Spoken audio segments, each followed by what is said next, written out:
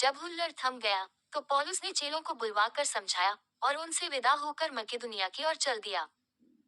और उस सारे देश में से होकर और उन्हें बहुत समझाकर वह यूनान में आया। जब 3 महीने रहकर जहाज पर सूरिया की ओर जाने पर था, तो यहूदी उसकी घात में लगे, इसलिए उसने ये सलाह की कि मकेदुनिया होकर लौट आए।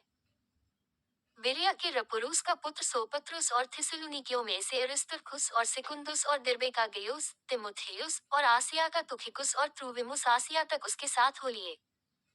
वे आगे जाकर त्रोआस में हमारी बात जोहते रहे। और हम अख़मीरी रोटी के दिनों के बाद फिलिप्पी से जहाज पर चढ़कर 5 दिन में त्रोआस में उनके पास पहुंचे और 7 दिन तक वहीं रहे। सप्ताह के पहले दिन जब हम रोटी तोड़ने के लिए इकट्ठे हुए, तो पौलुस ने जो दूसरे दिन चले जाने पर था, उनसे बातें की और आधी रात तक बातें करता रहा। जिस अटारी पर हम इकट्ठे थे, उसमें बहुत दिए जल रहे थे। और यूतुखुस नाम का एक जवान खिड़की पर बैठा हुआ गहरी नींद से झुक रहा था। और जब पौलुस देर तक बातें करता रहा तो वह नींद के झोंके में तीसरी अटारी पर से गिर पड़ा और मरा हुआ उठाया गया। परंतु पौलुस उतरकर उससे लिपट गया और गले लगाकर कहा, घबराओ नहीं, क्योंकि उसका प्राण उसी में है। और ऊपर जाकर रोटी तोड़ी और खाकर इतनी देर तक उनसे बातें करता रहा कि पौ फट गई, फिर वह चला गया। और वे उस लड़के को जीवित ले आए और बहुत शांति पाई। हम पहले से जहाज पर चढ़कर अस्सूस को इस विचार से आगे गए कि वहां से हम पौलुस को चढ़ा ले, क्योंकि उसने यह इसलिए ठहराया था कि आप ही पैदल जाने वाला था। जब वह अस्सूस में हमें मिला तो हम उसे चढ़ाकर मितुलेने में आए। और वहां से जहाज खोलकर हम दूसरे दिन खियुस के सामने पहुंचे और अगले दिन सामुस में लगान किया, फिर दूसरे दिन मीलेतुस में आए। क्योंकि पौलुस ने इफिसुस के पास से होकर जाने की ठानी थी कि कहीं ऐसा न हो कि उसे आसिया में देर लगे, क्योंकि वह जल्दी करता था कि यदि हो सके तो उसे पिन्तेकुस का दिन यरूशलेम में कटे। और उसने मीलेतुस से इफिसुस में कहला भेजा और कलीसिया के प्राचीनों को बुलवाया। जब वे उसके पास आए तो उनसे कहा, तुम जानते हो कि पहले ही दिन से जब मैं आसिया में पहुंचा, मैं हर समय तुम्हारे साथ किस प्रकार रहा, अर्थात बड़ी दीनता से और आंसू बहा बहाकर, और उन परीक्षाओं में जो यहूदियों के षड्यंत्र के कारण मुझ पर आ पड़ी, मैं प्रभु की सेवा करता ही रहा।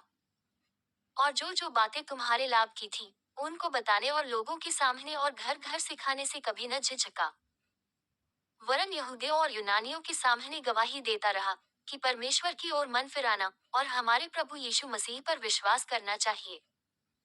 और अब देखो, मैं आत्मा में बंधा हुआ यरूशलेम को जाता हूँ और नहीं जानता कि वहां मुझ पर क्या क्या बीतेगा। केवल ये कि पवित्र आत्मा हर नगर में गवाही दे देकर मुझसे कहता है कि बंधन और क्लेश तेरे लिए तैयार हैं। परंतु मैं अपने प्राण को कुछ नहीं समझता कि उसे प्रिय जानूं, वरन ये कि मैं अपनी दौड़ को और उस सेवकाई को पूरी करूं जो मैंने परमेश्वर के अनुग्रह के सुसमाचार पर गवाही देने के लिए प्रभु यीशु से पाई है। और अब देखो, मैं जानता हूँ कि तुम सब जिनमें मैं परमेश्वर के राज्य का प्रचार करता फिरा, मेरा मुंह फिर न देखोगे। इसलिए मैं आज के दिन तुमसे गवाही देकर कहता हूँ कि मैं सबके लोहू से निर्दोष हूँ।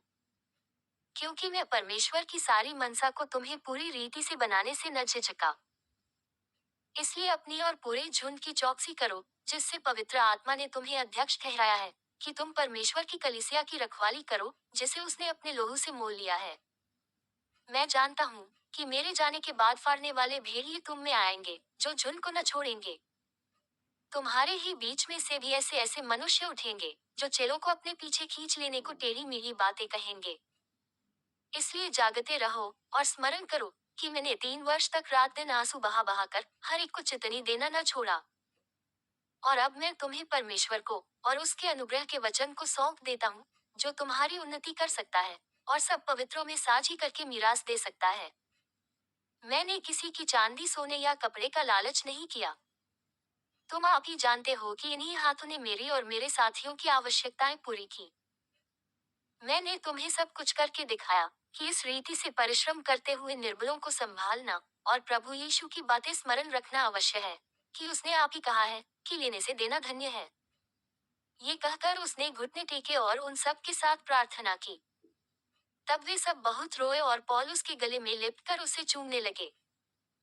वे विशेष करके इस बात का शोक करते थे जो उसने कही थी कि तुम मेरा मुंह फिर न देखोगे, और उन्होंने उसे जहाज तक पहुंचाया।